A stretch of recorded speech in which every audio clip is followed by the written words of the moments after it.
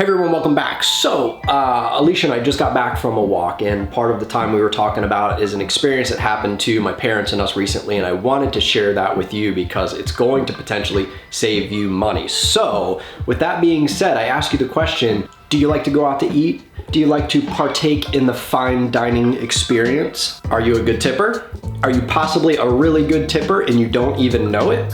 In this video, I'm gonna share an experience that we had recently with out a little bit of detective work. We would have over-tipped by quite a bit, completely unknowing to us. So with that being said, let's get right into it. Now, I don't know about the rest of you, but from early on, I was very fortunate that my dad, who is a little bit of a numbers guy, taught me a very simple way to figure out how much of a tip you should or would leave. Basically starting at 10% and working your way up to 20% with a very simple trick. For ease, let's say your bill was $25. If you wanted to tip 10%, you would simply move the decimal point one place to the left, and there you have $2.50. Now, let's say you wanted to leave 20%, which is a lot more common. All you have to do is double that number. So $2.50 turns into $5 and you have a 20% tip.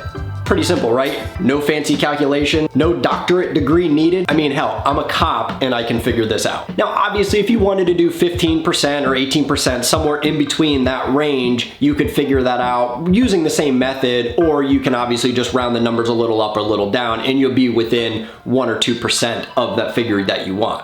Now, I'm sure at least one person's already saying, well, Mikey Mo, they put it on the bottom of the check. I don't even need to do the math, duh. Well, that brings me to the main point of this entire video. So recently we went out to eat at the Melting Pot. If you're not familiar with it, it's one of those fondue restaurants where you dip the meat in and cook it and everything like that. It's kind of fancy, right?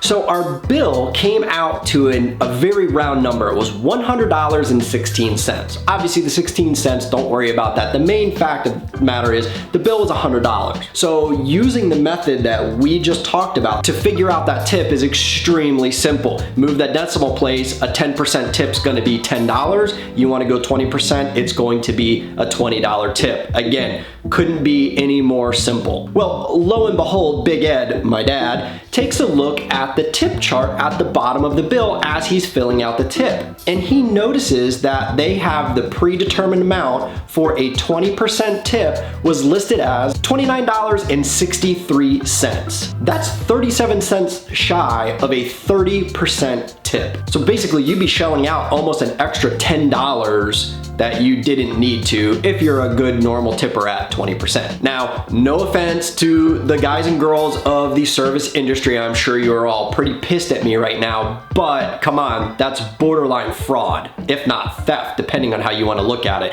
I'm sure somebody could argue, well, you're doing it on your own free will, but you're also relying on something that should be accurate and it's maliciously not. Because let's face it, computers don't screw up math like that. Their sole purpose in life is to run numbers and calculate things, and they just don't get it wrong, not like that. Needless to say, Big Ed calls the manager, and we weren't trying to get anything free or anything like that, but he just simply wanted to say, hey, I saw this, I wanted to let you guys know about it. And of course, the answer was, oh, I'm sorry, that's just a computer error. Really?